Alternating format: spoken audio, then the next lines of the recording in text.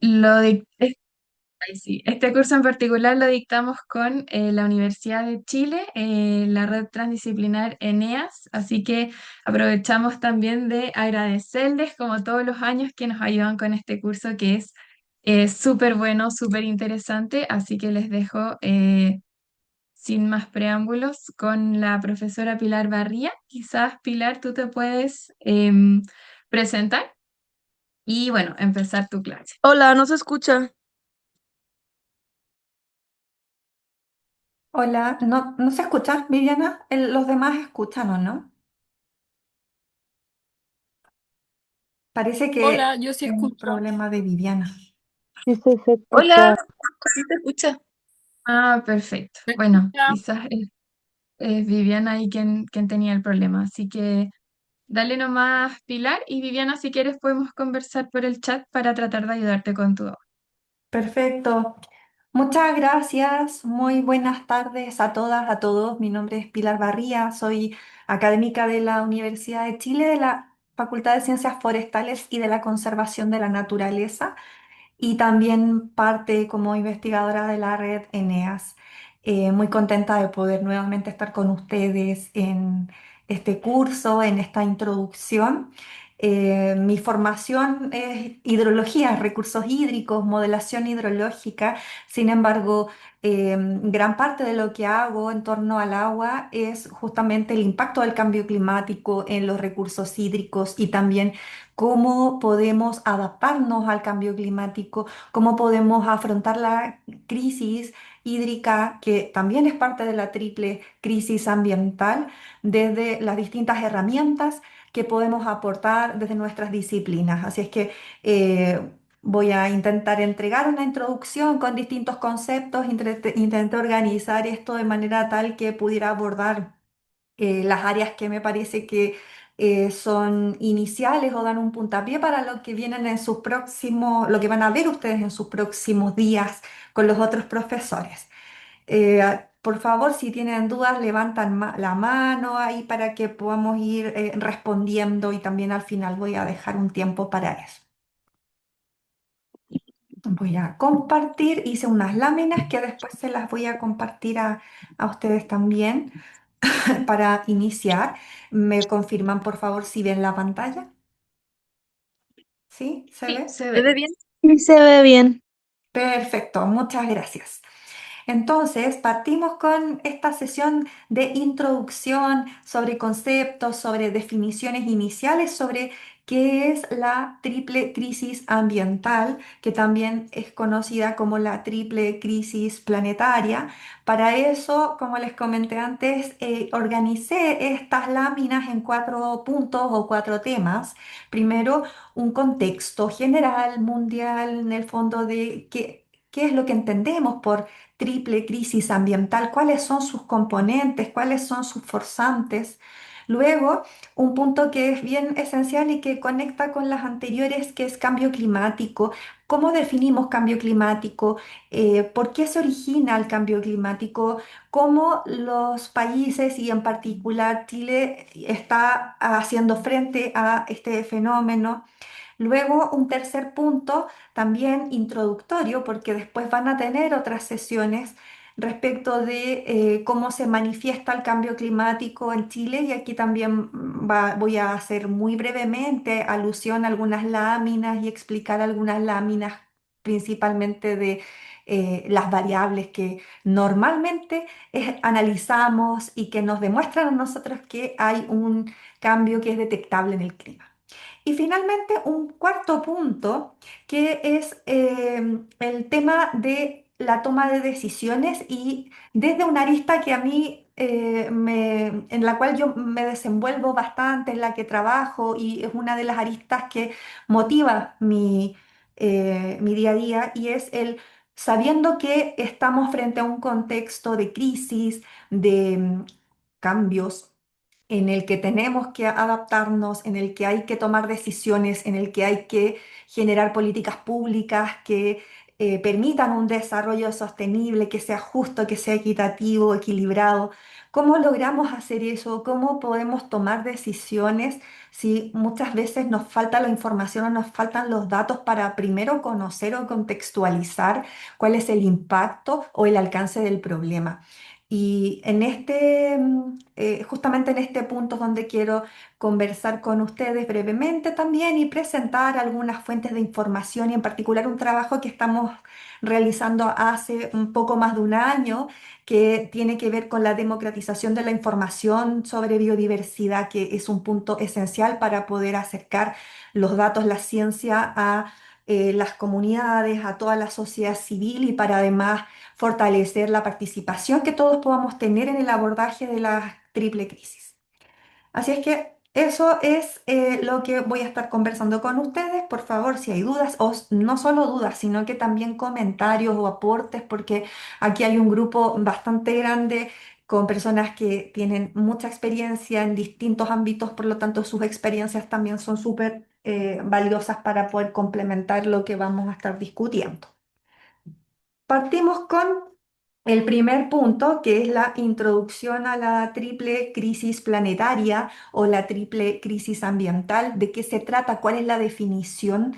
Bueno, Naciones Unidas ha presentado una definición de la triple crisis y se refiere a tres principales problemas que están interconectados entre sí y que nos afectan a todos como humanidad.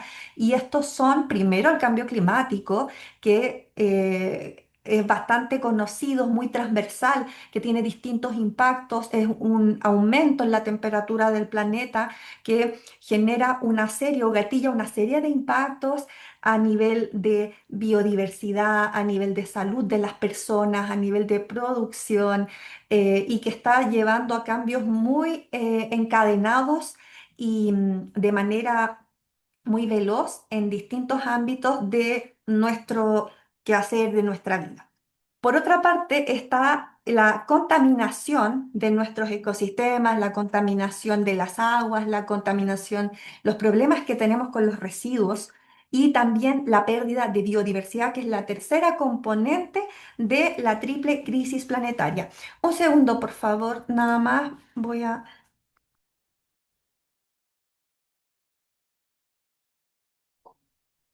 Ahora sí, disculpen, tuve un problema técnico, por eso tuve que parar, pero ya regresé.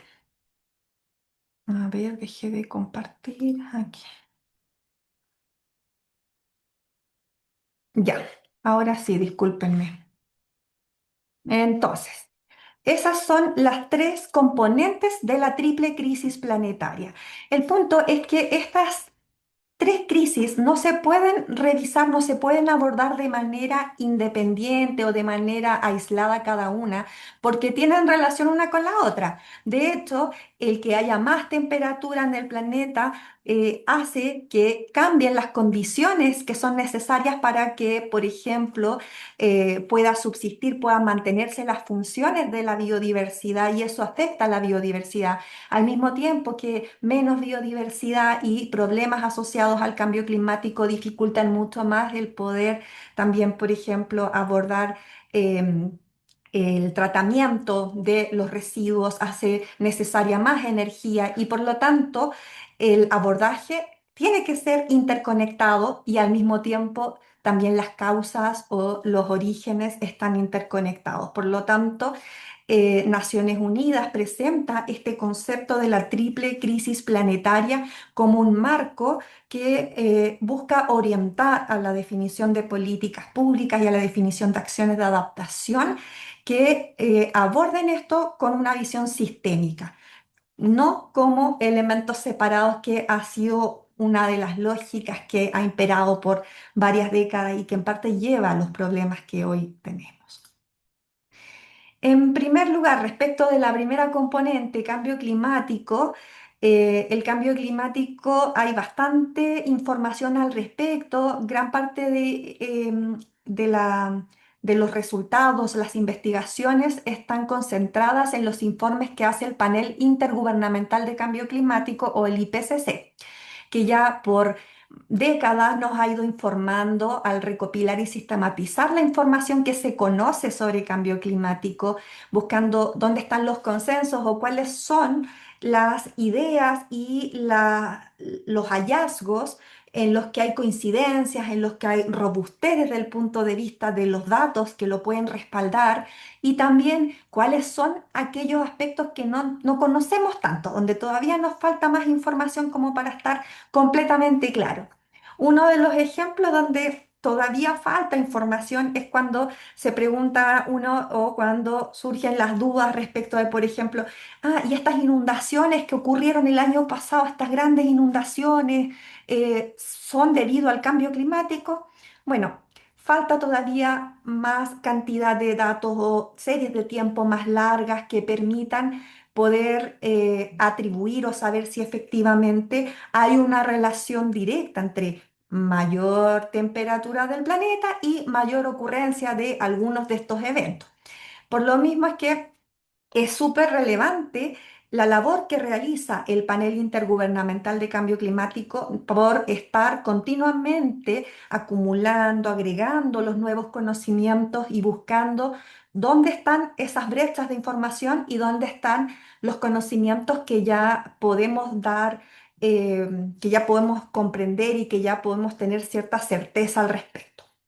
Y en particular, como contexto respecto del cambio climático, puse aquí algunos puntos específicos y es que la Organización Mundial Meteorológica va publicando también cada ciertos años información de variables meteorológicas, es decir, cuánto es el cambio de la precipitación, de la temperatura en el planeta y en el último reporte que publicó muestra que durante el periodo 2015 y 2025 se registraron los 11 años más calurosos desde que se tienen registros y se tienen registros por más de 100 años. Por lo tanto, que estos 11 años sean los más calurosos implica que mientras vamos aumentando, conforme vamos aumentando los registros, vamos encontrando eventos más extremos que van saliendo del umbral de lo que se tenía medido previamente y de manera sistemática.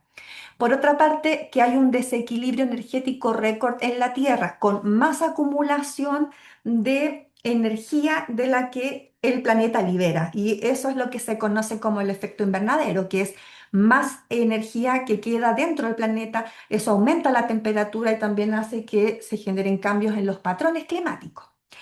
También un aumento acelerado de la temperatura de los océanos. Los océanos hoy son una gran masa de agua que está acumulando bastante energía y que de hecho es parte de lo que hace que a pesar de que hay un aumento de energía en el planeta, todavía eso no se traduzca en cambios tan grandes de temperatura observada en la Tierra. ¿Por qué? Porque nuestros océanos son los que están acumulando mucha de esa energía, pero tienen un punto y tienen una capacidad de acumulación de energía. Y justamente por eso observamos que está aumentando bastante. Acá hay una gráfica que publica el OMM que muestra cómo aumenta la cantidad de energía que ha ido acumulando el océano hasta los 2000 metros de profundidad entre el periodo 1960 al 2025 y vemos cómo es un aumento bastante importante y significativo. Las sombras detrás de las líneas muestran el grado de incertidumbre o lo que no se conoce. ¿Por qué? Porque mientras más atrás vamos en el tiempo, hay menos registros de mediciones y por lo tanto las mediciones que tenemos cuando las queremos promediar para todo el planeta tienen un poco más de incertidumbre. Por eso es que mientras nos acercamos al periodo más actual, vemos que se van juntando las líneas. ¿Por qué es eso? Porque los distintos registros observacionales ya tienen mucha más robustez, hay más boyas, hay más instrumentos que están midiendo y por lo tanto tenemos más certeza de esas mediciones. Pero a pesar de la incertidumbre que hay aquí, si se fijan, el aumento supera ese nivel de incertidumbre y vemos que efectivamente había un aumento muy relevante. y también de la temperatura global entre 1850 y el 2025. Si observamos y tomamos distintos registros de temperaturas, registros que se basan en información satelital, otros que se basan en modelos de reanálisis que simulan cuál es la temperatura en el planeta de manera distribuida a partir de datos observados, pero también de algunos proxies en la Tierra, nos muestra que la temperatura ha ido aumentando de manera sistemática y el último informe del OMM nos muestra que en promedio el año 2025 fue un 1,43 grados Celsius por sobre el promedio de temperatura de 1850 y 1900. Han habido años que superan ese 1,43, que superan el 1,5, pero cuando nos planteamos metas como las que se plantean los países en sus contribuciones determinadas de las emisiones de gases de efecto invernadero, se hace pensando en horizontes o en metas de logro de temperaturas para un periodo, no para un año, sino que para un periodo de 30 años respecto del histórico. Pero de todas maneras, esto nos muestra que es un aumento sustantivo respecto de el periodo basal, el periodo de los 50 años, digamos, como del inicio del periodo industrial, postindustrial. Por otra parte, otro concepto que forma parte también de la triple crisis ambiental, bueno, sigue siendo el cambio climático, pero un tema relevante es la brecha que hay en las emisiones. ¿A qué me refiero con brechas que hay en las emisiones? Y es que una de las causas por las que se genera el calentamiento global, y realmente, de hecho, el IPCC lo que indica es que no hay dudas o que hay certezas de que el cambio climático o el aumento de las temperaturas se debe a el actuar o a la actividad antrópica, al aumento en los gases de efectos invernaderos debido a las actividades humanas. Y eso se debe entonces a todas nuestras actividades como por ejemplo la generación de energía, que eso hace que contribuya un 26% de las emisiones de gases de efecto invernadero que contribuyen al cambio climático, también a la actividad industrial que contribuye a un 11%, el transporte, la producción de combustible, la agricultura un 11% y lo que no es menor también y que contribuye a las emisiones de los gases de efecto invernadero que favorecen las condiciones de calentamiento global son este que está acá, el LUCF, que es los cambios en el uso de suelo, los cambios en el uso y la cobertura de suelo. Y eso, como les digo, no es menor porque estamos hablando igual de un 7% del total de los gases de efecto invernadero. ¿Y por qué esos cambios de uso de suelo también contribuyen a las emisiones de gases de efecto invernadero? Por una parte, porque los cambios de uso de suelo están principalmente dominados por pérdidas de masas boscosas, pérdidas de zonas con bosques, por ejemplo, nativos, para el cambio hacia urbanización o el cambio hacia producciones agrícolas o producciones forestales. Cuando eso ocurre, lo que pasa es que con ciertas producciones se generan más gases de efecto invernadero, pero también deja de haber masas de vegetación que pueden capturar CO2 y por lo tanto eso contribuye también a que se generen un aumento o más emisiones de netas, digamos, en total, entre lo que entra y lo que sale. Y tenemos todos los países que han adscritos en las conferencias de las partes, que son las COP, que son las reuniones en las que los países se han unido para poder trabajar en conjunto definiendo metas de emisiones, justamente bajo el entendimiento de que mantener las emisiones tal cual están va a llevar a una crisis que es desastrosa con el aumento de las temperaturas. Por lo tanto, hay contribuciones, hay límites a los que los distintos países se han comprometido con cumplimientos que todavía no son tan buenos, que ha costado, que es difícil y menos en el fondo con los contextos que estamos viviendo en los últimos años, contextos donde hay guerra, donde hay pocos acuerdos, pero el punto es que para poder reducir o mantener nuestras temperaturas por debajo de 1,5 grados, que es algo que en realidad ya hemos llegado a los 1,5 grados, o por debajo de los 2 grados Celsius hacia 2050, hay que hacer reducciones importantes en las distintas fuentes de emisiones. Pero la línea negra corresponde a las emisiones históricas en los últimos años. Para estar debajo del rango de los 2 grados Celsius deberíamos en el tiempo, en los próximos años, reducir e ir por debajo de esta línea celeste. Y para estar por debajo de los 1,5 grados, debajo de esta línea verde. Y evidentemente no nos proyectamos muy bien en esa dirección. Por eso es que es tan importante poder hacer, punto uno, las mediciones, mantener los inventarios de cuáles son las emisiones de los gases de efecto invernadero de nuestros países y cuáles son las metas. ¿Vamos bien? ¿Vamos mal encaminados? ¿Cuáles son las políticas públicas que nos pueden ayudar y nos van a orientar a hacer estas reducciones? Y también, por supuesto, como personas tenemos que vernos involucrados en esto. Pero hay una brecha, definitivamente. Ay, ¿estoy ahí? Sí, todavía estoy. Se me salió de repente el Zoom. La otra componente de la triple crisis ambiental, la primera era cambio climático, la otra es pérdida de biodiversidad. El planeta está perdiendo biodiversidad también a tasas muy aceleradas.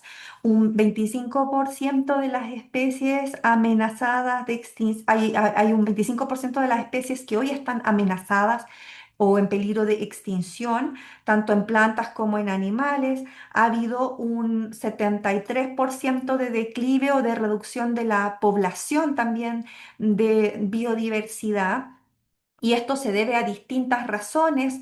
Por una parte, a cambio de uso de suelo y por uso también del mar, principalmente por la deforestación, por la expansión urbana o agrícola que va restando espacios para el desarrollo de los ecosistemas y de la biodiversidad.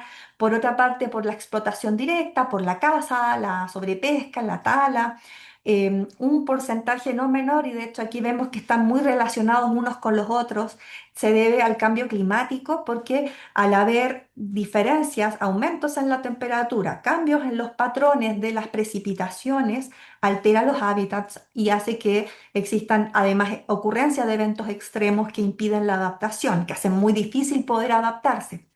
Por ejemplo, con la ocurrencia de grandes crecidas que son más frecuentes, eso hace que se generen ciertos lavados y de los lechos y que sea difícil poder mantener los hábitats.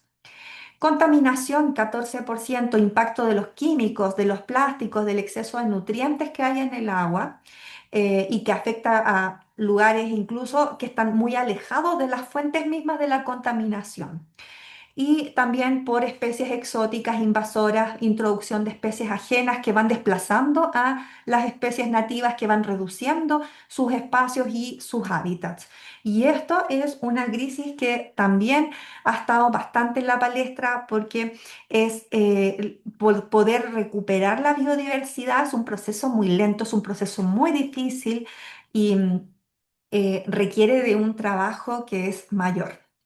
Y como contexto, dentro de esta pérdida de biodiversidad, algunos de los ecosistemas que están bajo presión extrema son, por ejemplo, los humedales.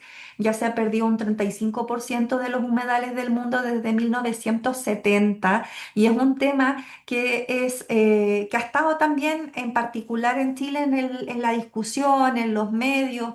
Probablemente han escuchado declaraciones sobre supuestas tensiones y problemas o enfrentamientos entre la preservación de los humedales o de los suelos húmedos y el desarrollo urbano de vivienda, cuando en realidad no debiera haber una presión o un enfrentamiento entre ambos temas. Primero, porque de hecho, donde se ha hecho mucha construcción sobre humedales, que es a través del drenaje, normalmente no son terrenos que sean tan viables o terrenos que sean adecuados para mantener infraestructura, construcción, pero por lo demás porque a veces falta una comprensión respecto de cuál es el rol de los humedales, cuáles son los servicios ecosistémicos que entrega y cuáles son sus funciones dentro de todo el contexto, incluso de las actividades que desarrollamos de tipo productivo. Pero en la práctica hay una pérdida relevante de humedales y también otro de los ecosistemas que están bajo presión extrema es el agua dulce, porque ha habido una caída drástica de disminución importante, 85%, cosa de analizar nada más en Chile, cómo ha ido reduciendo se ha ido reduciendo la cantidad de agua superficial en la primera es una de las más sensibles porque depende directamente de la evapotranspiración y de la precipitación. Sí, por supuesto, la subterránea se mantiene, pero hay una presión importante sobre las aguas subterráneas cuando las aguas superficiales dejan de estar disponibles. Y bosque, superficie forestal boscosa que ha disminuido entre 1990 y el 2020 del orden de un 10%.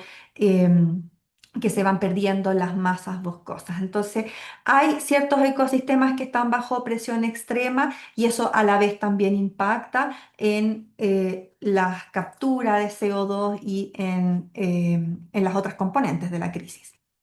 Y también está la tercera componente de la crisis, de la triple crisis planetaria, que es la contaminación y que es un gran problema para la humanidad.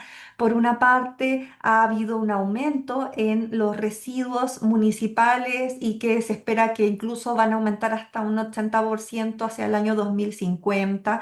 El Programa de Naciones Unidas del Medio Ambiente mantiene informes sobre la gestión de residuos y va entregando informes más o menos de manera anual y en el del 2024 ya indicaba una proyección hacia el año 2100 de 3.800 toneladas y eso tiene costos globales que son del orden de los 600.000 millones de dólares, poder en el fondo reducir esta cantidad de residuos que generan una serie de problemas para la salud también.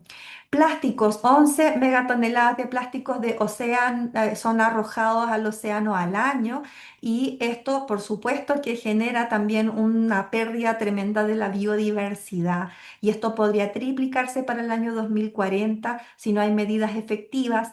El trabajo, el tratamiento de los plásticos y el aumento de la cantidad de plástico que nosotros consumimos es realmente crítico y llega a los océanos y también exacerba el problema que tenemos. Por otra parte, en cuanto a la contaminación del aire, aquí hay una relación directa uno a uno con la salud. De hecho, 9 millones de muertes al año se producen por contaminación del aire y la comisión de The Lancet atribuye que una de cada 6 muertes es debido a la contaminación. Y la Organización Mundial de la Salud también indica que la contaminación exterior del aire puede causar hasta 4 millones de muertes prematuras o causó más de 4 millones de muertes prematuras en el año 2019. Y ese además es un problema de inequidad, justamente donde hay peor calidad del aire, es normalmente donde residen, donde finalmente se establecen comunidades que tienen menos acceso, menos recursos y aquí menos posibilidades también de poder hacer recambios de calefacción, pero también se asocia esa contaminación del aire a la actividad industrial y por eso también es tan importante mantener monitoreos de cuál es la calidad, tener normas y poder generar medidas de mitigación del cambio climático que están directamente relacionadas también con la mejora de la calidad del aire. Así es que, en términos generales, este es el contexto o esta es la definición de acuerdo a los principales estudios y conceptualizaciones que hay sobre la triple crisis ambiental o la triple crisis planetaria. Bien, respecto de eso, a mí me gustaría profundizar ahora en uno de ellos que está relacionado con los anteriores, por cierto que sí, que es cambio climático y que nos permite tener una base conceptual para continuar también con las clases que ustedes van a tener en los próximos días. Primero veo si, no sé, hay dudas hasta ahora, continúo eh, y paro al final. ¿Qué será mejor? Sigo. Por el Ninguna momento duda no por hemos acá. recibido ningún... Ah, bueno, sí hay dudas. Ah, derechos orgánicos de la pesca. No que yo haya revisado, Carla, pero puedo buscar. Ya. Camila. Sí, mi pregunta es muy general, pero quería preguntarle más o menos cuáles son los argumentos que esbozan las personas que son negacionistas respecto del cambio climático y de la triple crisis en general. Y cuál, digamos, uno ve esta como cuantiosa información y evidencia científica, entonces resulta difícil creer que haya gente que lo niegue. Entonces, ¿qué esbozan y más o menos cuál es su opinión al respecto? Gracias, Camila. Voy a tomar también la siguiente pregunta de Lucas y después voy a responder ambas porque justo lo que tú me preguntas creo que me puedo ayudar bastante con lo que quiero mostrarles ahora, justo en las próximas láminas. Lucas. Sí, el mío tiene que ver con humedales, quizás demasiado específico en este caso. Tengo una pregunta respecto de quizás las regulaciones que son claves para el tema de humedales acá en Chile. Si existe ciertos procesos o cierto estancamiento legal que podría darse en este aspecto o algún impedimento que estaría quizás en discusión o que se necesita discusión dentro de ese ámbito. Muchas gracias, Lucas. Mira, voy a partir con la de Lucas y después voy a seguir con la de Camila porque justamente me da el paso a todo el resto de la PPT de cambio climático. Sobre los humedales, es clave poder tener legislación de protección, de monitoreo y de gestión de los humedales. En particular en Chile se declaró y se promulgó la ley de humedales urbanos que permite delimitar humedales, permite después también, o más bien establece que es necesario generar los planes de gestión o de manejo de los humedales, pero por lo que he visto y me ha tocado justamente a mí poder guiar algunas tesis en el magíster en los últimos años y la última que guié es de una estudiante que hizo un análisis de por qué están detenidos los expedientes o cuáles son, por qué se caen algunos expedientes o por qué se retrasa la promulgación o la declaración de humedales y lo que han encontrado es que lamentablemente en muchos casos la falta de información robusta dificulta que un municipio o que el Ministerio del Medio Ambiente pueda dar respuesta, por ejemplo, a las impugnaciones que hacen privados. Entonces, privados que indican, no, este polígono del humedal es muy grande, el humedal es más pequeño, porque hay determinados intereses o porque en el fondo tienen el temor de que si el humedal es declarado implicaría procesos después de evaluación ambiental más largos. Bueno, van a tribunales, impugnan el polígono, van y solicitan que no se declare. Desde el sector público, para el poder entregar información y datos para poder justificar la declaración normalmente es difícil porque tenemos pocos datos y porque hay pocos recursos. A veces hay un funcionario o dos funcionarios por región, por lo tanto, tener que estar respondiendo a procesos que son largos, lentos, es complicado. Por eso es tan importante y ahí ayuda bastante en las ciudades o en los lugares donde hay sociedad civil organizada, ayuda muchísimo porque en muchas ocasiones son los que entregan más evidencia y los que aportan con datos para eso. Ese es lo que conozco y podemos seguir discutiendo un poco más de eso al final. Es un tema bien importante y creo que ahí es donde también hay un llamado a que todos podamos aportar desde lo que sabemos y bueno que estén aquí hoy día y que les interese el punto. Muchas gracias. Voy a continuar, gracias a ti, Luca. Entonces, respecto a lo que preguntaba Camila, cambio climático, ¿cómo definimos cambio climático? Se define como un cambio que es detectable del clima. ¿Qué quiere decir eso? Que el cambio, porque el clima normalmente, naturalmente, cambia. Por eso es que hay años que son más húmedos, con más precipitación, hay años que son más secos y de hecho hay ciclicidades del clima. A veces hay, bueno, no solo, no a veces, más bien el clima responde a ciclicidades que son parte de la variabilidad natural. Por ejemplo, el fenómeno del Niño, ENSO, que son variaciones con ciclos que duran aproximadamente 4 a 8 años, donde por los cambios de la temperatura del océano, eso influye en la disponibilidad de masas de aire húmedo que se acercan, que alcanzan las costas de los continentes y se traducen en más o menos lluvia. Entonces hay cambios, eso es parte natural, pero cuando hay un aumento o una reducción, en este caso sería un aumento de la temperatura sostenida que se mantiene en el tiempo y que sale o que está más allá de lo que se esperaría por condiciones naturales, que son los ciclos del clima, en ese caso es cuando hablamos de que hay un cambio climático.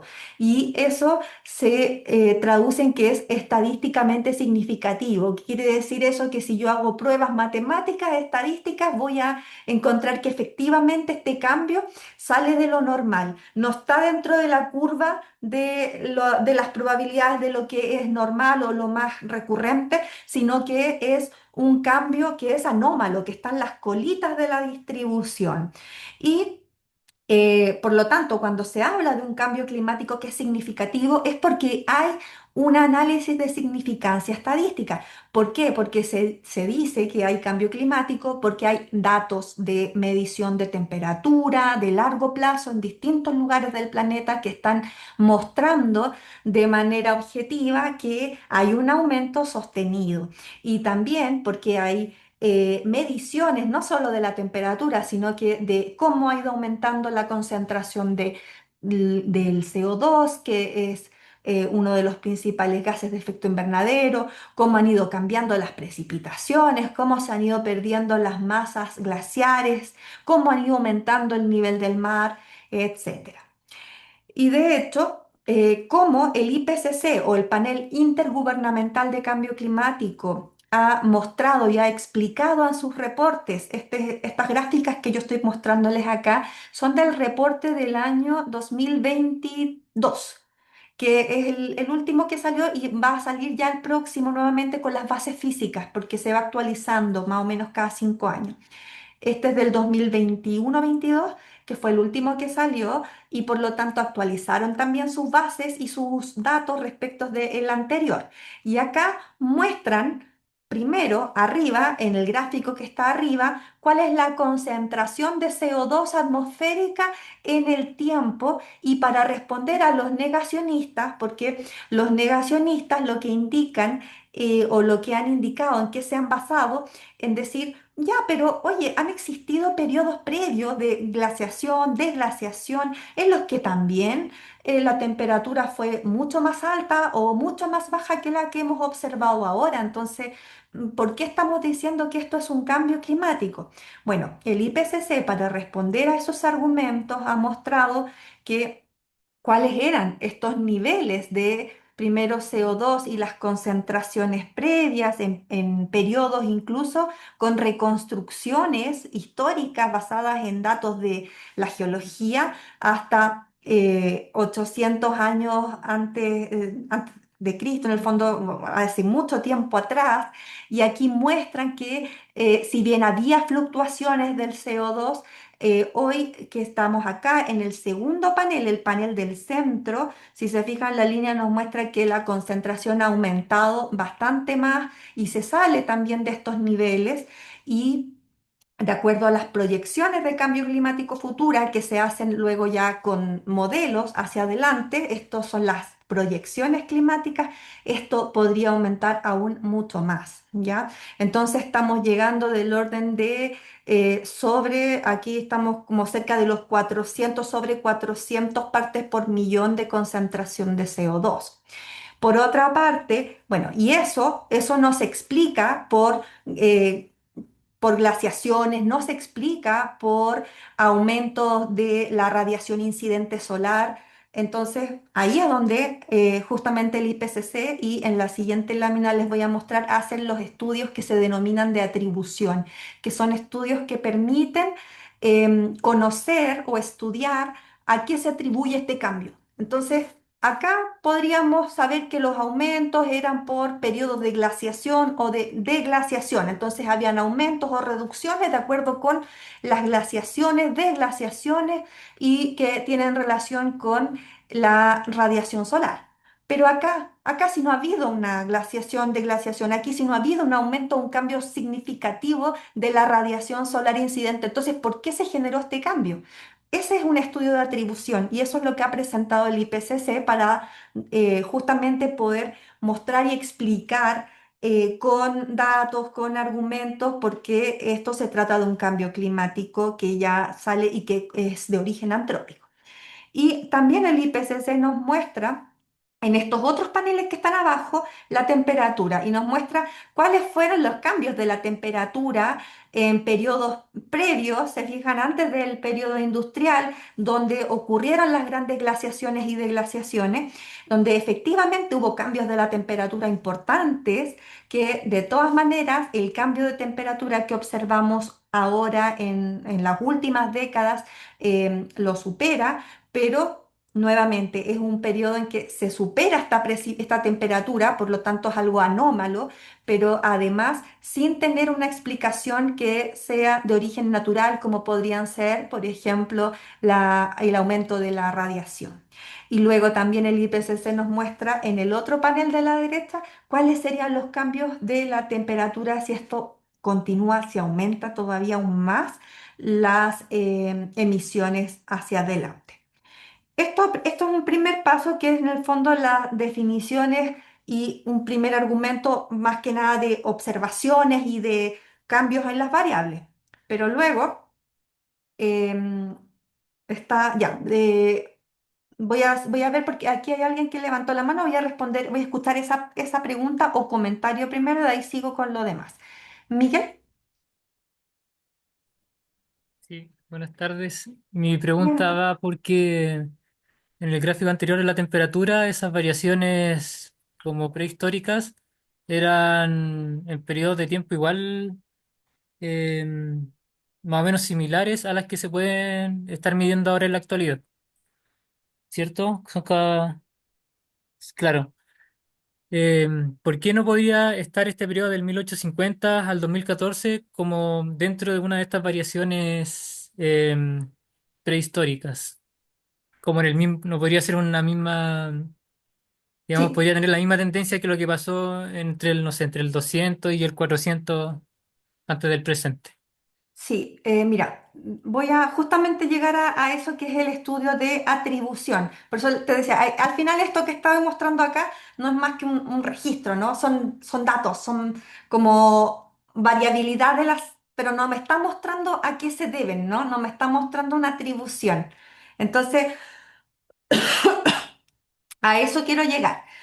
En todo caso, esto no son años, ¿ah? Porque de hecho los periodos, entre el último periodo glaciar y el periodo después digamos, el Midoloceno, pasaron miles de años. Entonces, esta es una escala distinta de años, ¿ya? Son escalas distintas las que tiene el gráfico.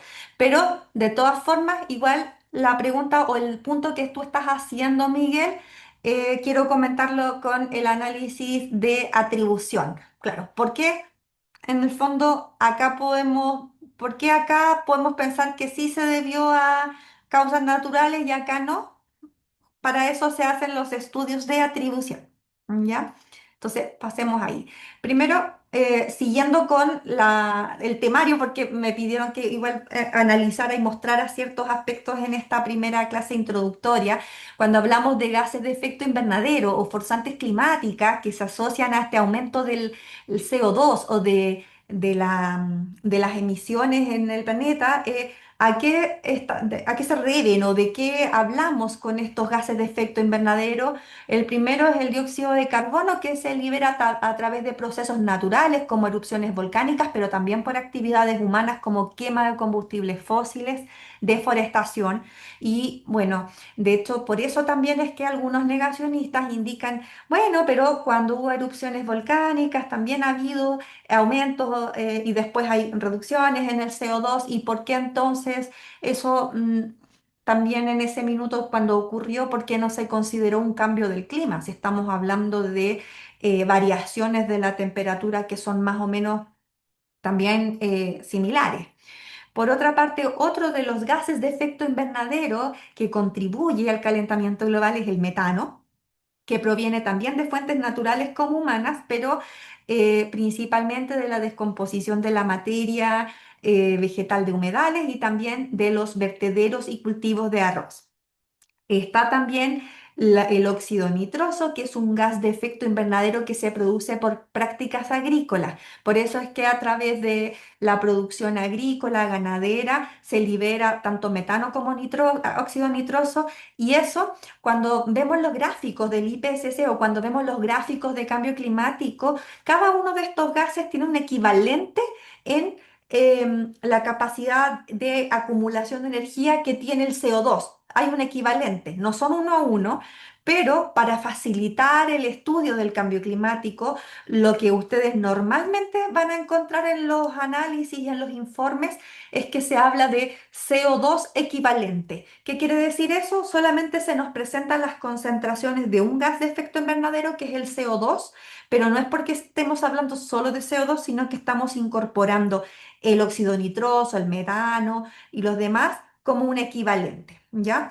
Esos son algunos de los gases de efecto invernadero y por eso es que cuando decimos, ah, ok, está aumentando el CO2, ya, pero ¿por qué no podría ser solo por causas naturales? Bueno, porque también hay emisiones de gases de efecto invernadero que se asocian a las actividades humanas. Pero por otra parte, ¿cómo podemos saber si un cambio o una variación del clima es un cambio climático de origen antrópico o no, o es un cambio detectable del clima o capaz que no lo sea, o se debe a esta causa y no a otra? Bueno, para eso es que se realizan estudios de atribución. Los de detección son los que nos permiten saber si estadísticamente esa variación que estoy observando sale de lo normal o no. ¿Ya? Sale de lo normal, están las colitas de la distribución, estoy detectando que aquí hay algo que es un cambio en el clima. Pero después la atribución, ¿a qué se debe? ¿Cómo puede esto y por qué queremos saber a qué se debe? ¿Es por causa natural? ¿Es por causa antrópica?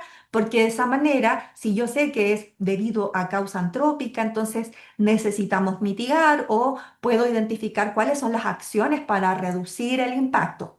Y por eso es que se hacen los estudios de atribución.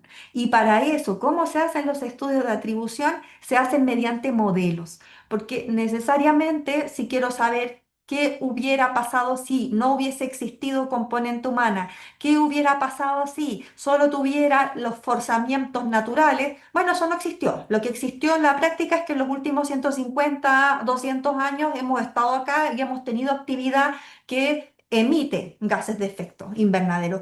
Por lo tanto, si yo solo miro la historia, no logro saber cuál hubiese sido la variación del clima sin la componente humana. Por eso es que para hacer los estudios de atribución se recurre a modelos, modelos que permiten, mediante distintos escenarios, simular y estimar y comparar cuál hubiese sido el comportamiento del clima con o sin la actividad antrópica.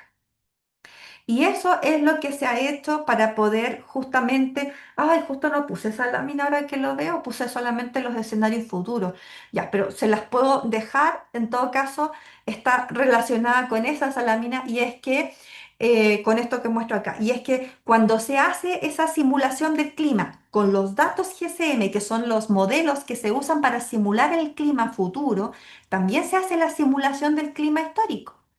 Y cuando se compara el clima histórico, ¿cómo hubiera sido si solo hubiese existido una forzante, que es de tipo radiación solar, erupciones volcánicas, no se logra llegar a este nivel de temperatura. Mientras que si incorporo tanto la componente humana como la variabilidad natural, logro reproducir este aumento de la temperatura.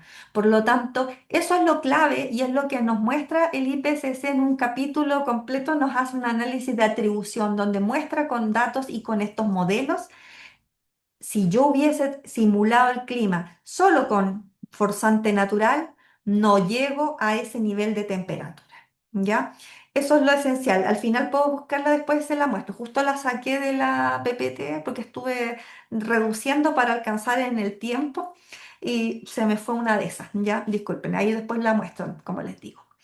Ya, pero en relación a esos mismos, a los escenarios que yo les contaba, que son los escenarios que se utilizan para los estudios de atribución, que es para ir hacia atrás, también se usan estos escenarios para poder hacer proyecciones hacia adelante, hacia el futuro. Y esos son escenarios que se utilizan para poder conocer hasta dónde podría llegar la temperatura, si es que nosotros reducimos las emisiones y de esa manera orientar las decisiones de los países y también sus contribuciones y los compromisos de mitigación y también, por supuesto, de adaptación.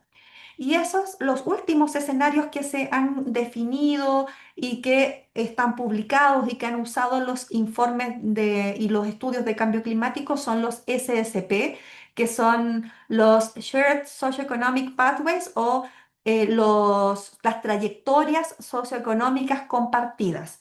¿Por qué se llaman trayectorias socioeconómicas compartidas? Porque no son un escenario que nos dice, ok, el 2050 va a haber emisiones de tanto porcentaje más que ahora. No, sino que son más bien trayectorias que nos muestran cómo podría llegar a cambiar en el tiempo las emisiones si es que adoptamos ciertas medidas. Si es que, por ejemplo, acordamos reducir el uso de combustibles fósiles, invertir más en energías renovables, bueno, eso en el tiempo haría que vayan reduciéndose las emisiones y llegando a un cierto nivel. Por otra parte, si es que no hay mucho acuerdo y más bien se generan guerras, se generan conflictos y por lo tanto volvemos a combustibles fósiles, por supuesto que eso nos lleva a otra trayectoria. Y estas son las vías o las trayectorias socioeconómicas que se han trabajado como parte del IPCC, de la cual forman parte de distintas comunidades científicas internacionales y tomadores de decisiones. Y hay cinco distintas vías. Una es de desarrollo sostenible, que es la que tiene las menores emisiones proyectadas a futuro, que es un escenario súper optimista. El 2 que es desarrollo intermedio. SSP3, que es una trayectoria de rivalidad regional, otro de desigualdad y uno que es impulsado por combustibles fósiles, que es el SSP5 y que se asocia a mayores emisiones. Y esto permite que podamos explorar los cambios climáticos en una gama de futuros que son muy distintos entre sí, pero también tener desde antes una idea de a dónde podemos llegar o cuál puede ser el impacto de las decisiones que se tomen.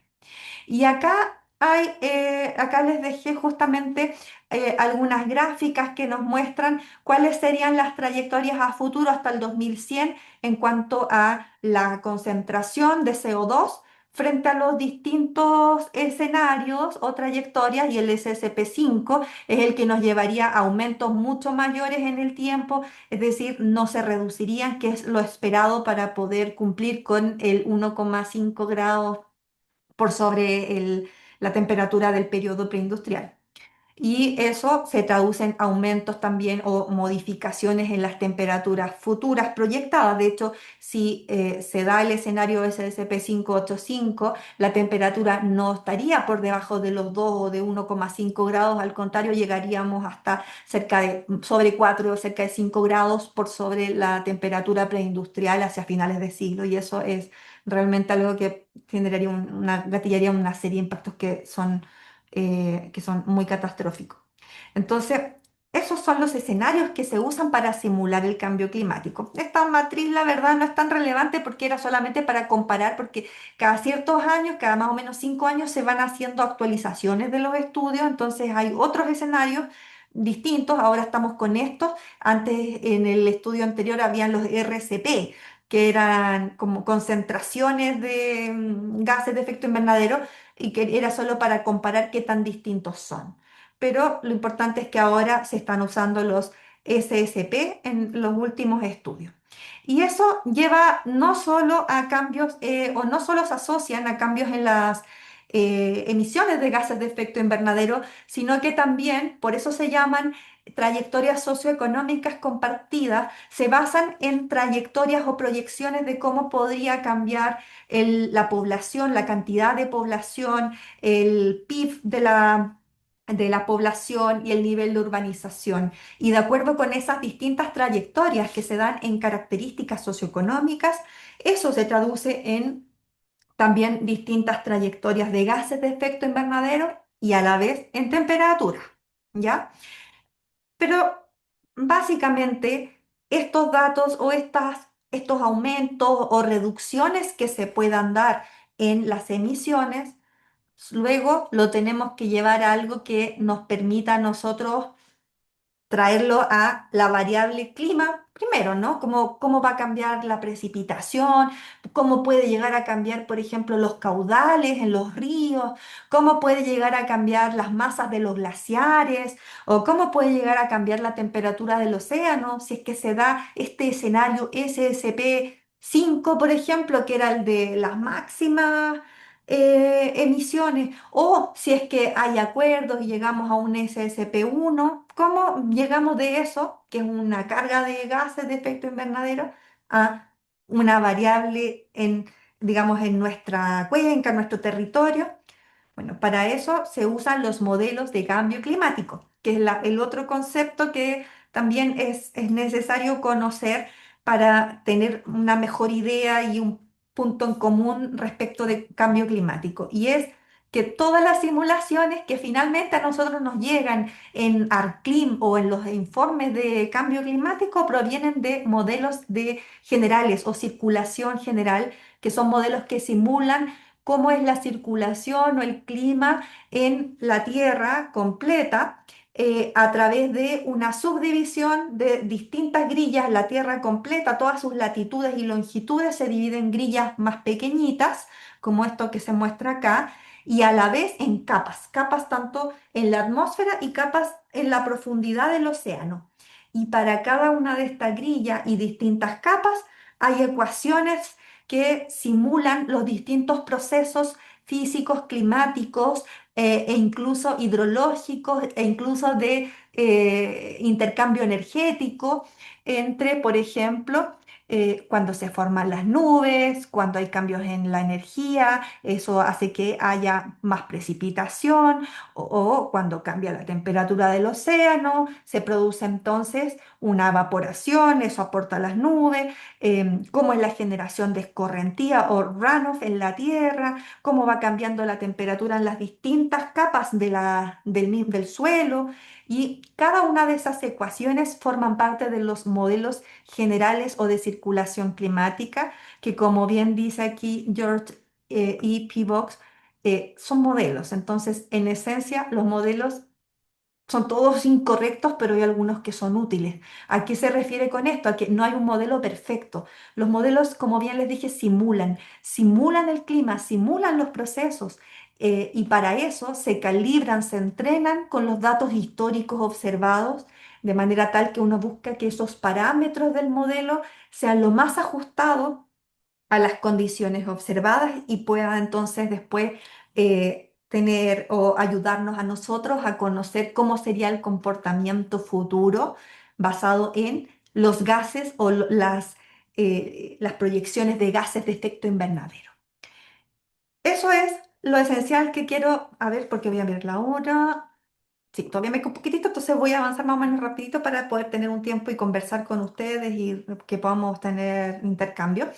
Pero en esencia, Eso es un modelo general climático, es un modelo con ecuaciones físicas de intercambio energético, hidrológicas, que simula cada una de las grillas del planeta en distintas capas. Entonces se fuerza con los gases de efecto invernadero para que produzca entonces la simulación de cómo sería el cambio en los procesos climáticos. Y esos son los mismos que se han usado para hacer las simulaciones históricas, que sería el caso sin gases de efecto invernadero. Si no hubiese existido los gases de efecto invernadero y solo solo forzantes naturales, no se lograba llegar al aumento de temperatura observado. Bien, y ahora estas son dos láminas nomás que les quería mostrar, que es sobre los impactos del cambio climático en Chile, porque eso yo creo que han visto bastante y si no van a seguir viendo más adelante también, pero de manera muy, digamos, somera, comentar que hay grandes diferencias y si ya en Chile hay grandes diferencias, en el resto de Sudamérica también hay tremendas diferencias entre distintas zonas climáticas, pero en particular, uno de los principales impactos que se observa en Chile y en las zonas de clima mediterráneo es que hay una reducción en las precipitaciones y de hecho este mapa muestra cuál es la proyección de cambio entre el 2030 y el 2060 en relación a un periodo histórico que es entre 1985 y el 2015. Se observa que hay reducciones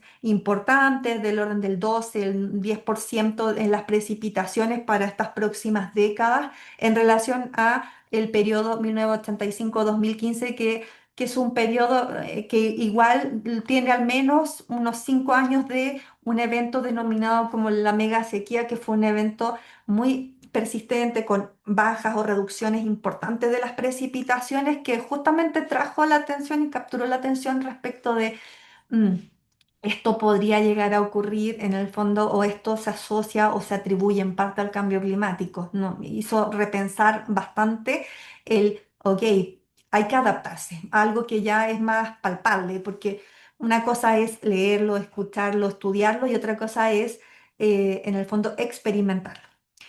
Y debido a esto, todos estos informes, hay mucha ciencia, la verdad, sobre cambio climático en Sudamérica, en distintos lugares, en distintas cuencas, pero esto también debe traducirse en medidas. Y de hecho eso ha llevado a que existan ciertos conceptos como el de seguridad hídrica o como el del bienestar humano. ¿Por qué nos interesa el cambio climático? ¿Por qué nos interesa adaptarnos frente al cambio climático? Porque buscamos bienestar humano.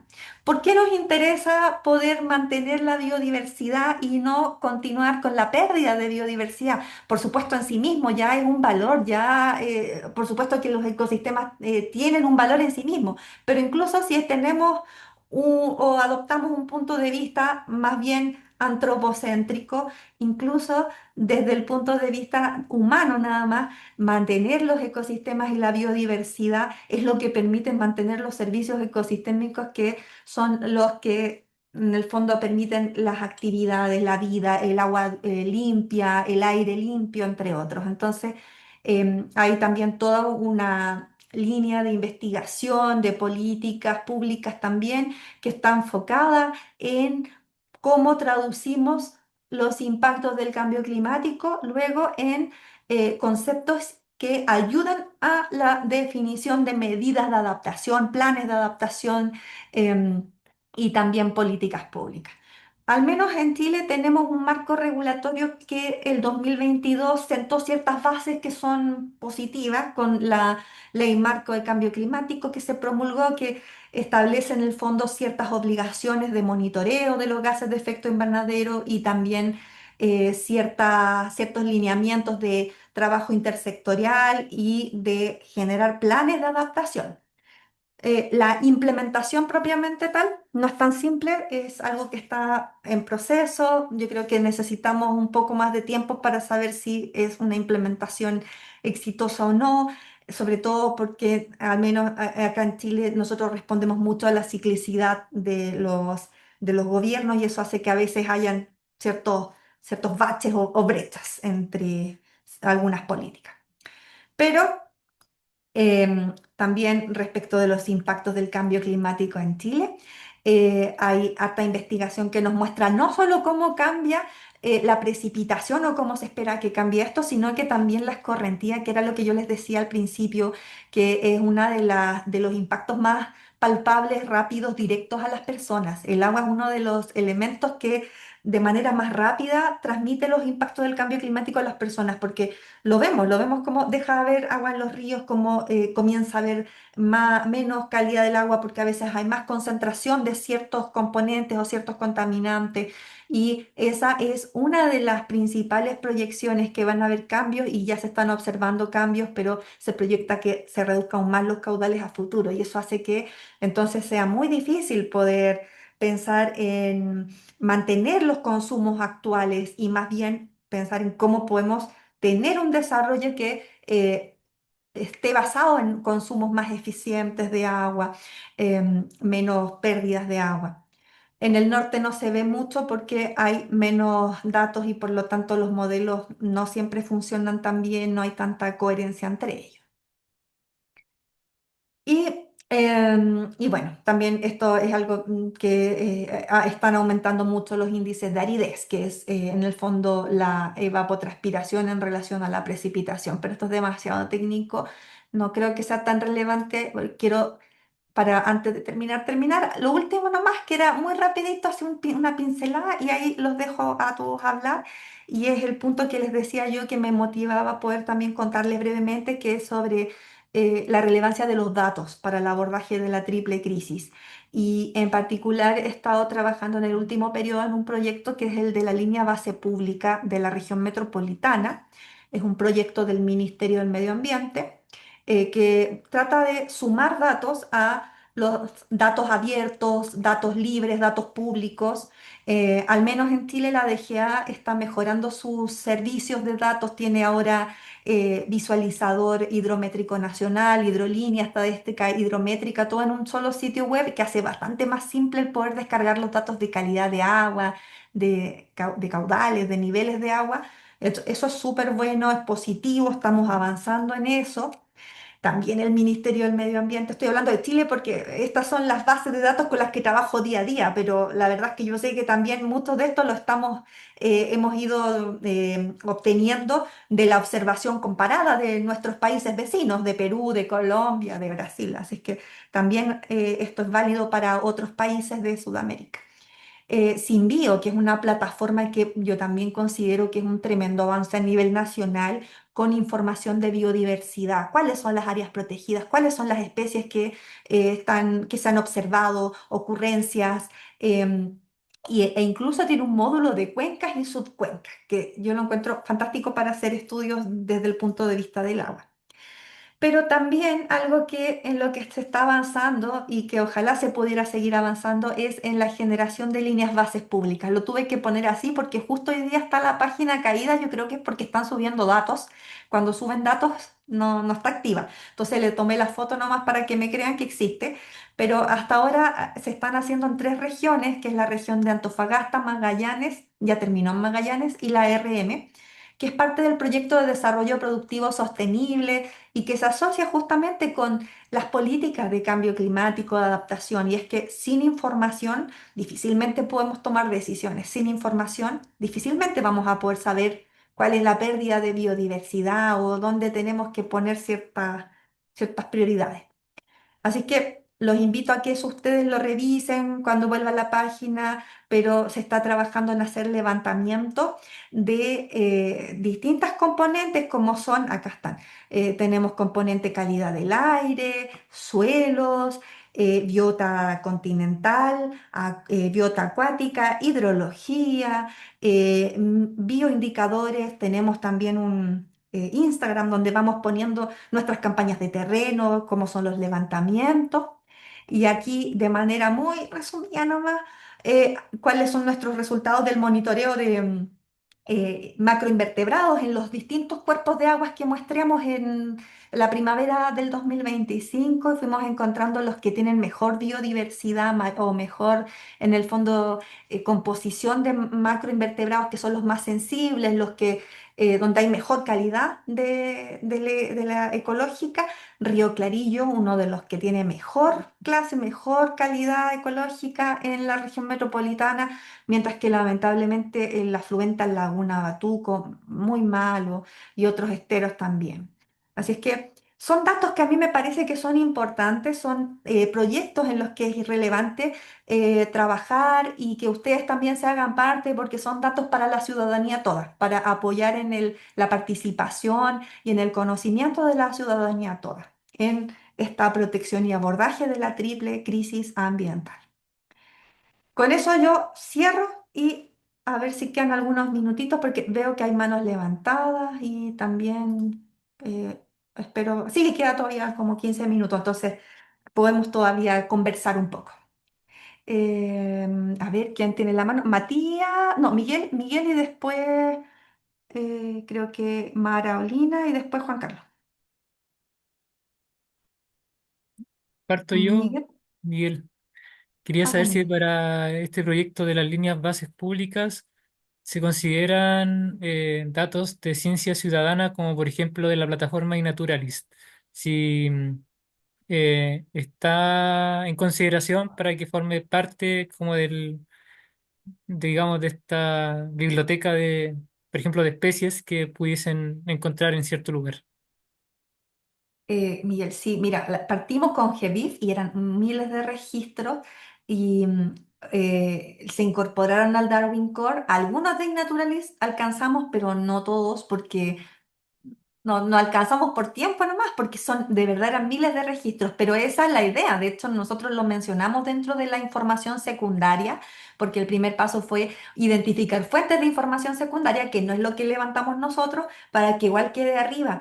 Y porque este es un trabajo que nosotros estamos un año y medio trabajando acá, pero después tiene que continuar. Así es que esa es una de las bases y de las fuentes relevantes. Y Naturalis es muy importante para eso, para ir poblando las bases.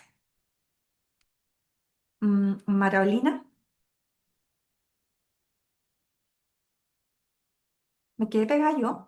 Yo quería, Ah, yo quiero preguntar al respecto. Bueno, ¿se me escucha? sí, te escucho un poquito ¿Me cortado, pero te escucha? escucho. Bueno, buenas tardes. Con respecto a las simulaciones, ¿cuáles son las características de la misma? ¿En qué programa? O si tienen algún artículo que pueda leer al respecto de cómo realizan sus simulaciones. Perfecto. Sí, mira, no sé si preguntas por las simulaciones de los modelos generales climáticos. Esas usan, de hecho, ay, no son patrones, ¿cómo se llama? Se llama cuando uno sigue procesos, procedimientos que están súper normados y son más o menos una veintena de institutos grandes en distintos países que requieren, de hecho, supercomputadores para correr esos modelos. Pero también nosotros los usamos en Chile para modelos hidrológicos y esos son modelos más simples que pueden funcionar incluso en un computador de los laptops que uno usa normalmente. Entonces, hay distintos tipos de modelos. De todas maneras, yo te puedo dejar los artículos del IPCC para que tú puedas conocer más sobre eso. Sí, en particular, si tiene alguno de para simulación de contaminación del agua también, para Ah, ya, alguna cuenca o algo, ya sí. que en futuro próximo estaré, bueno, espero trabajando en colaboración para probar materiales para descontaminar el agua y entonces quisiera saber al respecto. Bueno, un poquito más información.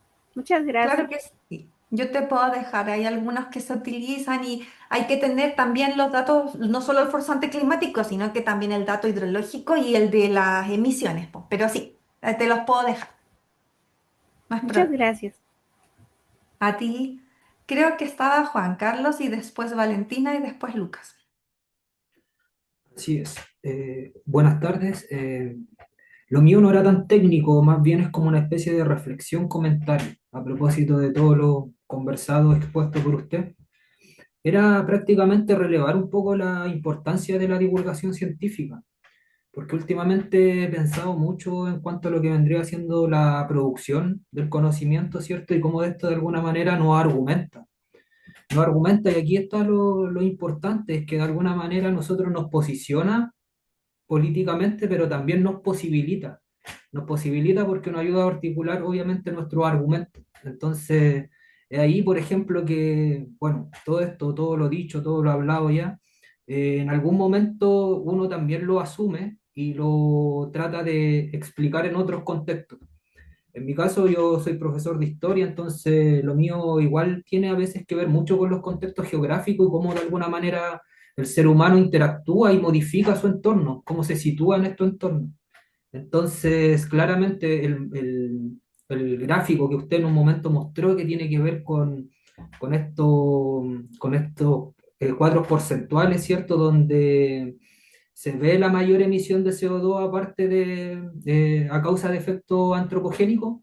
Igual es bastante interesante porque obviamente se sitúan y están dentro de un periodo, un marco contextual que tiene que ver con la gran aceleración de un proceso que nosotros conocemos como capitalismo y que después tiene un apellido que viene siendo el neoliberalismo. Entonces, como que igual eso compone y dinamiza un poco lo que viene siendo todos estos residuos ambientales y todo lo que se ha generado en casi 200 años en este tipo de construcción. Entonces, por eso es importante lo que se está asumiendo también en estas plataformas. Así que Ujú. era eso. Gracias. Gracias, Juan Carlos, por tu reflexión. Yo estoy 100% de acuerdo. A veces a uno le cuesta un poco más porque en el fondo desde la vereda que yo estoy tengo que ir entregando la información. Supuestamente a uno se le pide que desde la manera más objetiva posible. Sin embargo, todos sabemos que no hay objetividad al 100% en nada. Todo, la misma construcción del conocimiento y los datos responden a decisiones que tienen que ver eh, con criterios políticos, con criterios también sociales, por lo tanto, es difícil separar las cosas, ¿verdad? Sin embargo, ese es el objetivo justamente de poder tener estas instancias, estos espacios, es compartir el conocimiento y ayudarnos mutuamente a saber cómo se puede presentar y cómo puede servir más. Porque, o sea, hay tantas plataformas de datos, hay tanta información, pero a mí también me ayuda mucho saber qué es lo que están necesitando más ustedes que tienen otro ámbito de acción y que pueden ayudar y empujar desde otras líneas. Entonces, es muy enriquecedor justamente este diálogo y escuchar lo que tú dices, ¿ya? Y estoy abierta a eso, a lo que sea poder aportar más. A veces medio fome lo que yo hago, muestro, pero se puede mejorar de manera tal que sirva más y que informe y que posicione y sitúe, como bien decías tú. Sí, profesora, gracias. Es que en realidad esa ciencia, ese dato objetivo, de alguna manera a nosotros es de gran utilidad como también para corresponder también a esa objetividad. Entonces, desde ahí uno claramente puede lograr esa estabilización en los discursos que uno promueve. Ujú. Perfecto, Gracias. muchas gracias. Valentina creo que estaba, después Lucas y después Karina. Valentina Hola, Ferrer. ¿me escuchan? Sí, te escuchamos. Perfecto. Bueno, yo tenía una pregunta, pero antes de introducir mi pregunta, yo quiero dar las gracias por la reflexión de Juan Carlos. Encuentro que es muy acertada. Me gustó mucho la manera en la que explicó cómo se relaciona todo. Yo he estado últimamente bastante interesada en la interdisciplinaridad de la lucha por la protección del medio ambiente. Em, Hay un libro que recomiendo mucho, si es que a alguien le interesa. Lamentablemente creo que no tiene traducción al español todavía, pero para las personas que tienen buen conocimiento del inglés, o por lo menos intermedio, si les interesa mucho, se ponen ahí un poco con un diccionario, un traductor, si tienen el tiempo, que es It's Not That Radical, no es tan radical, de Michaela Loach. Me gusta mucho porque ella habla mucho de cómo se siente ser mujer y ser una mujer negra en el mundo de la defensa del medio ambiente, que es muy distinto a ser un hombre blanco. Así que la recomiendo demasiado. Y ahora quiero moverme a mi pregunta. Em, Según los gráficos que estuvimos viendo y lo que explicó, en un momento dijo que cuando hablamos de gases invernaderos y cada industria produce ciertos gases invernaderos, hablamos en general de CO2, pero no se refiere solo al CO2, sino que también al metano y al óxido nitroso. Pero según lo que yo tengo entendido, y me pueden corregir si estoy equivocada, el metano tiene un efecto peor, por lo menos en la capa de ozono, que el CO2. Entonces, cuando se hacen estos como estudios, estas mediciones de las diferentes industrias y el impacto que tienen en nivel de CO2, ¿se habla como de cantidades equitativas de CO2 y metano o el metano tiene otro equitativo, no sería por ejemplo un 1 a 1 porque su efecto es peor? Sí, súper bien, Valentina. Justamente se hace un cálculo equivalente, pero no es 1 a 1. Entonces, en efecto, el metano tiene un equivalente que es mayor a 1. Estaba buscando aquí cuánto es, pero no es 1 a 1, sino que se considera justamente cuánto es.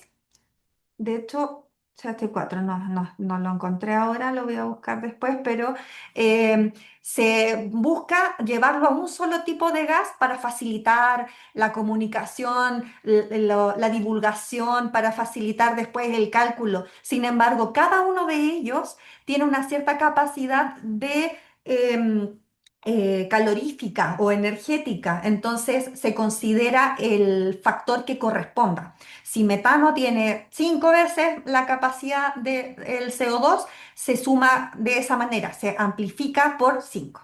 Sí, la capacidad calorífica, exacto. Así es que son distintos gases, se llevan a un equivalente, pero se considera cuál es su capacidad calorífica, ¿ya? Y en efecto hay unos que tienen un impacto mucho mayor, como decías tú, como es el metano. Y no están solo eso, sino que están los compuestos clorofluorocarbonos también, que son los de los aerosoles, y que también son parte de los gases de efecto invernadero. Gracias. A ti, gracias. Lucas, Sí, ¿se me escucha? se te escucha. Ya, perfecto. Tomo el comentario que hizo la compañera anterior sobre la interdisciplinariedad. También tengo mucho interés en eso. De hecho, igual estoy en esta instancia en concreto porque vengo de una organización de estudiantes académica que se le dedica al derecho de agua de parte de la Universidad Católica acá, que es hidrojuristas. Y en ese sentido, mi pregunta tiene que ver mucho con el tema de humedales urbanos, respecto de, más que nada, si usted ha identificado quizás temas legales o vacíos legales que son importantes revisar en este ámbito, aún respecto de los marcos que contamos hoy en día en este ámbito.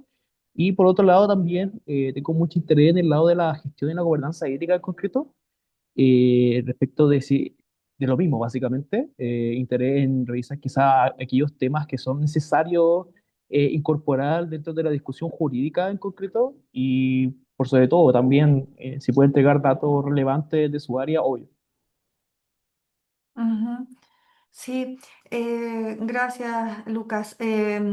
Mira, primero respecto de la ley de humedales urbanos, más que un vacío, bueno, que sí, también se puede traducir en un vacío dentro de la norma, dentro de los articulados de la norma, es que no se asocia a recursos. Y ese es un gran problema de varias leyes ambientales, que si puedes tener una ley que dice que hay que proteger o que habilita a la preservación, pero si no va aparejado con recursos para tener a personas, para tener a estudios, para poder hacer los planes o implementar medidas, dificulta mucho la implementación.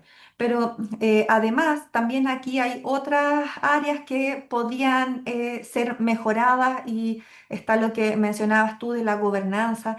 Bueno, yo creo que ahí hay harta deuda todavía en Chile en particular sobre el rol y los espacios de participación y de gobernanza de los distintos, en el fondo de todos los recursos naturales, pero en particular del agua, de las cuencas hidrográficas. De hecho, hicimos un estudio hace poquito, lo publicamos el año pasado con mi colega Nayo Campos, nosotras trabajamos juntas en el Hidro Social Lab e hicimos un análisis de cómo está la gobernanza del agua en Chile, cómo ha ido evolucionando y vemos que hay hartos esfuerzos, ha habido hartos intentos por mantener una mayor participación y una mejor institucionalidad para tener adaptación del agua, pero es difícil cuando persisten ciertas limitaciones legales y en particular en Chile estaría el punto que el Código de Aguas del 81 tiene estableció una historia y rigidizó mucho, dejó muy rígido el sistema de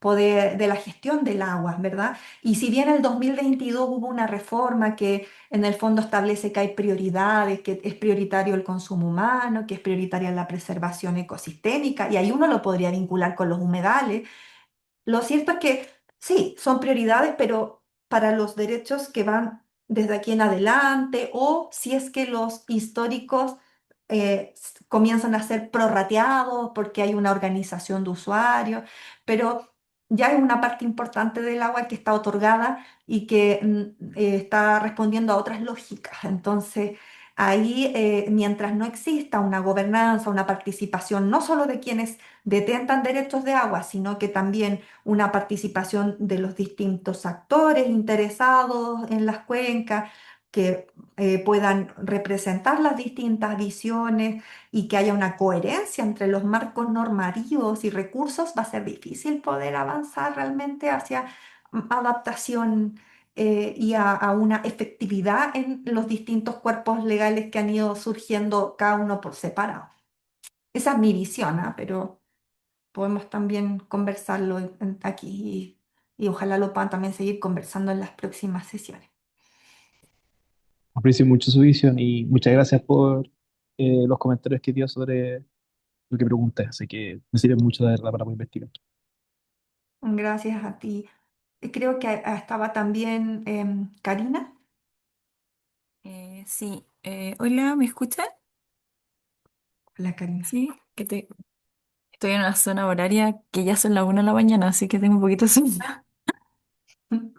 Miren, primero tomándome un poco de las palabras anteriores, más allá de la legislación, que si bien es cierto, es importante y hay que hacer mucho al respecto. También lo importante es tener el personal adecuado y la cantidad adecuada para la fiscalización.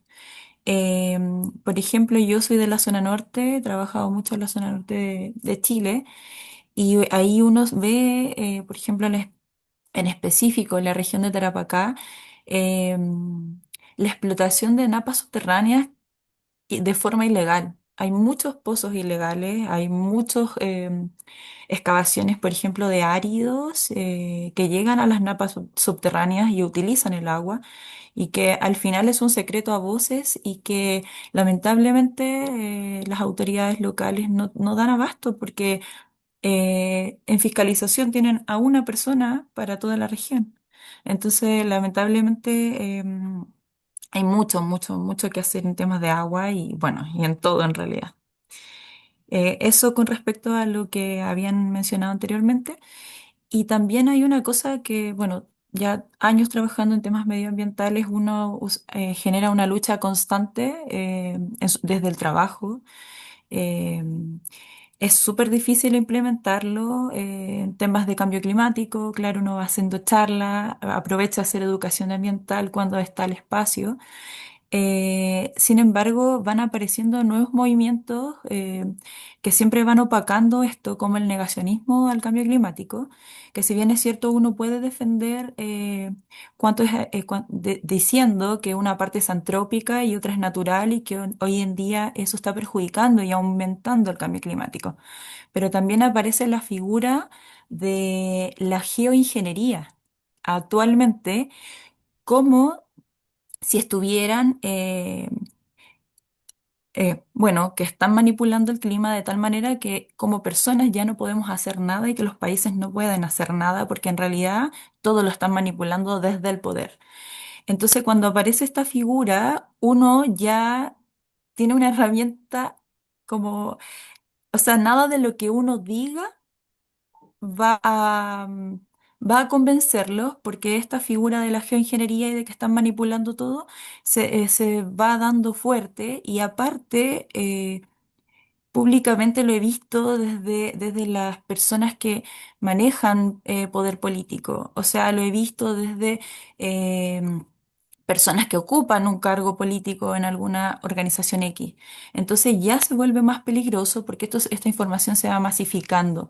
Entonces no sé si en este caso tienes alguna recomendación o algo, alguna herramienta para apoyarnos y poder defenderlo desde que en realidad la geoingeniería parte desde la base de que se quiere aportar en la disminución del cambio climático, pero acá lo están tomando como una herramienta de que esto está haciendo que el clima se modifique de tal manera que nos está perjudicando.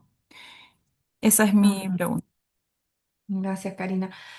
Yo lo que he visto de geoingeniería es más bien proyectos que buscan modificar, reducir la temperatura planetaria, pero es básicamente mantener la misma lógica, que es intervenir, hacer grandes proyectos que tienen implicancias que sobresalen incluso áreas locales.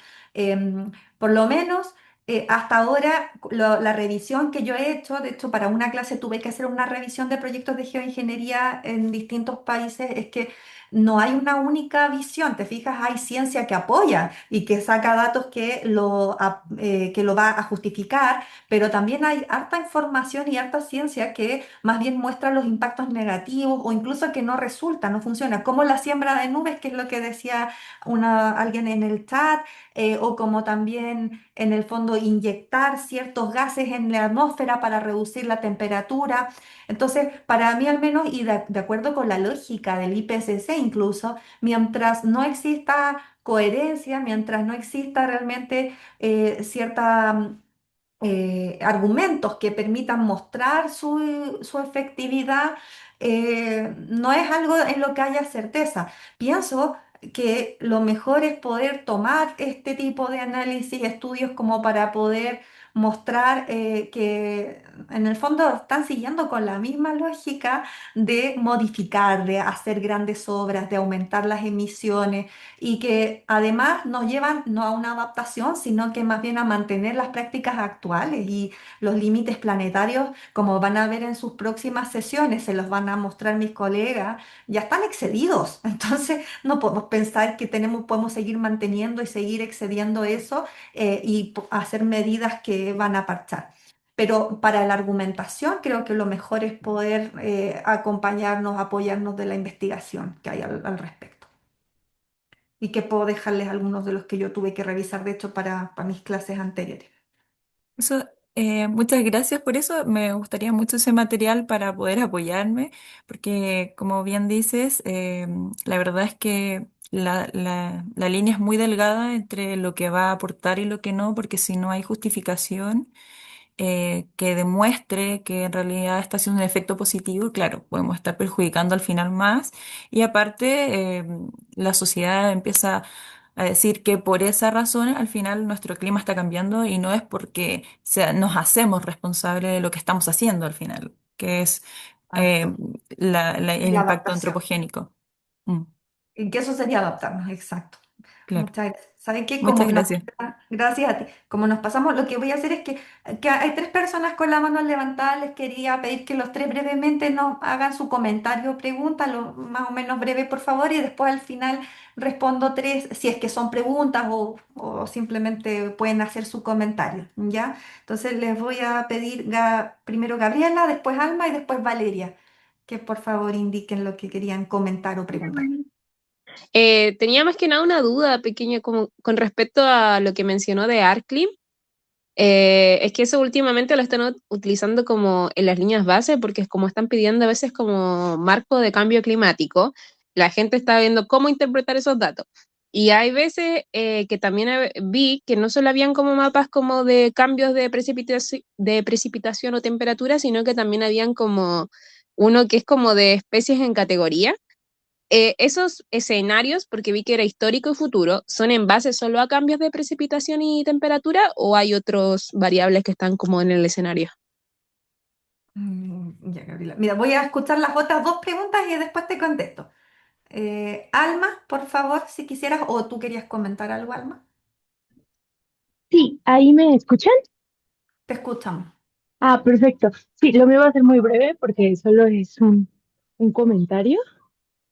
Bueno, es para dar las gracias porque yo creo que es muy importante que contestemos, ¿no? O sea, que nos cuestionemos y que utilicemos el espacio para poder resolver estas dudas que tenemos, pero también creo que es igual de importante que demos las gracias por el espacio porque, como lo decía el compañero, pues en la educación hay mucho, ¿no? La divulgación es parte importantísima de poder generar un cambio real y pues eso, yo los estoy escuchando desde México.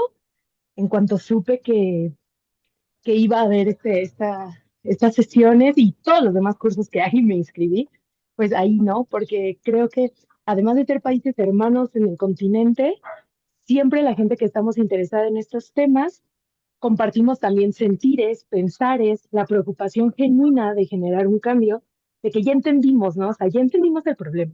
Incluso muchísimas de nosotros ya lo estamos estudiando y lo estamos trabajando desde nuestra diferente trinchera. Pero muchas veces es bien duro saber que allá afuera, fuera de estos círculos, no se entiende todavía.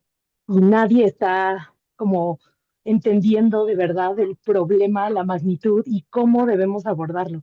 Entonces también creo que estos espacios, además de compartir los saberes, nos ayudan para saber que la lucha está allá afuera y desde todos lados estamos, pues que sepan que acá en México también estamos. Y pues muchas gracias, la información que dio, súper valiosa, súper bien resumida. Yo no sé cómo hacen para temas tan complejos poderlos meter en tan poco tiempo. Entonces, pues muchas gracias a usted y a todas las compañeras y los compañeros que han participado. Por aquí nos vamos a estar oyendo y compartiendo en las siguientes sesiones. Gracias. Gracias a ti, Alma, y gracias, sí, coincido, gracias al espacio por permitir esto. Vamos a escuchar ahora a Valeria y ahí contesto y ahí vamos a tener que cerrar porque ya nos pasamos. Valeria, Buenas tardes, buenas noches casi, ¿me escuchan? te escuchamos. Bueno, yo soy de Colombia, soy técnica y soy tecnóloga en áreas ambientales. Actualmente también soy estudiante de ingeniería y en uno de ingeniería ambiental y uno de los cursos que nos estaba dando la universidad me pareció que era transdisciplinar, o sea, no era obligatorio, pero me llamó mucho la atención, era cómo el desarrollo, la sostenibilidad y la calidad de vida se implicaban en todo esto que está sucediendo actualmente en el mundo. Y una de las tareas o actividades que tuvimos que me marcó mucho porque la estudié bastante fue si nosotros realmente estamos viviendo un desarrollo o estamos en una supervivencia, que deberíamos de repensar cómo la sostenibilidad y la calidad de vida está ahora actualmente en un mundo en crisis. Y algo que también aportó mucho, como decía una de las compañeras, era sobre la transdisciplinariedad de saberes y de hecho nosotros tenemos que tener en cuenta que el modelo de desarrollo que tienen muchos de nuestros países no es propiamente de nosotros, son modelos más que todos impuestos desde una visión occidental, desde una visión de cómo países de primer mundo consideran que debería ser el desarrollo y que muchos de ellos no tienen en cuenta que Latinoamérica en sí es una de las regiones más diversas y más ricas en muchos sentidos y entonces nosotros no vivimos a base de nuestros contextos, sino de lo que se han impuesto. Entonces es muy interesante todos estos espacios, aprendemos demasiado. También esto tiene que ver con los objetivos de desarrollo sostenible y cómo nosotros los estamos aplicando y que para los que le interesen hay un documento muy chévere, muy importante que pueden leer, que es de Pedro Sotolongo y Carlos Delgado Díaz, que dice la complejidad y el diálogo transdisciplinario de saberes. Y ahí se menciona básicamente que los factores no se pueden analizar de manera independiente, sino interrelacionada y que más allá de sostenibilidad y todo, también hay lo que es los accesos básicos a la salud, el medio ambiente sano y un bienestar social para todos. Muchas Gracias. gracias, Valeria. Muchas gracias por tu comentario y por la información que nos entregas. Y definitivamente estoy muy de acuerdo contigo con lo que has mencionado y también sobre la relevancia de la transdisciplinariedad. Esperamos que estos sean espacios que aporten en eso. Voy a contestar a la pregunta que hizo antes, creo que fue Gabriela, en Arclim. Arclim tiene, además de las amenazas climáticas, que son cuál es el cambio en la temperatura, precipitación, vientos, entre otros, también tienen los mapas de riesgo. Entonces, cada riesgo, si uno pincha, uno puede ver, por ejemplo, cuál es el riesgo de pérdida de verdor del bosque. Y así hay distintas características y el riesgo se compone de una amenaza, exposición y la sensibilidad. Y la multiplicación de esas tres capas genera el cambio. Entonces, la amenaza cambia dependiendo de cuál es el riesgo que se está analizando. En el caso, por ejemplo, del pérdida de verdor de bosque nativo, la amenaza acá se explica, está dada por índice de aumento de olas de calor y sequías. Entonces, no es precipitación, sino que es el dato de índice de sequía. Y van cambiando esas amenazas según sea el tipo de riesgo. Lo bueno es que traen toda la descripción aquí en esos cuadritos de cómo se calcula los datos, con las fórmulas, incluso las referencias. Entonces, ahí uno puede buscar esa información y poder explicarlo mejor en sus estudios. ¿Ya? Bien, yo voy ahora a ir cerrando porque ya nos pasamos del tiempo, pero quiero agradecerles enormemente a todos, a todas quienes se dieron el tiempo de estar, de escuchar, de comentar, de reflexionar. A mí me ayuda muchísimo escucharles también, saber el interés que ustedes tienen motiva muchísimo para seguir trabajando en esto. Y también para darle sentido a lo que uno hace, porque yo trabajo desde la modelación, con datos, con números, con modelos, entonces ayuda mucho escuchar y ver como, ok, ya, sí, no hay que presentarlo tan así, sino que igual sirve, este dato puede servir. Para eso está la transdisciplina en realidad, justamente cada uno aporta desde lo que uno puede, pero tenemos que buscar estos espacios de encuentro. Así es que les agradezco un montón, espero seguir en contacto, voy a dejar el material que les debo para que se los suban o se los envíen, ¿ya? Así que eso, que tengan muy buena noche y que tengan unas exitosas clases los próximos días. Que estén muy Muchas bien. gracias, Pilar, por Hasta la clase. luego, Estuvo muchas gracias. muy buena. Gracias. Despedimos. Muchísimas gracias otra vez. Gracias. Muchas gracias. Gracias. Chao, gracias.